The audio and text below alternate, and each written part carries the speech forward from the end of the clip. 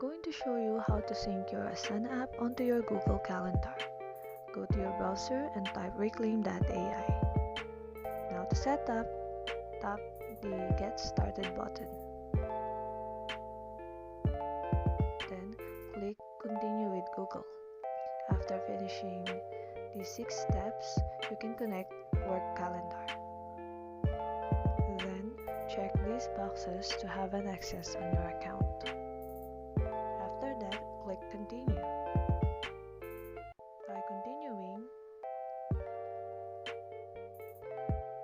your Reclaim AI will have an access on your Google account.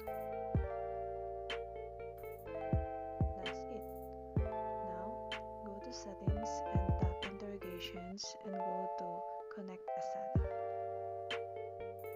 After waiting for a while, your Asana app is now synced in onto your Google Calendar. That's it. Thank you for watching.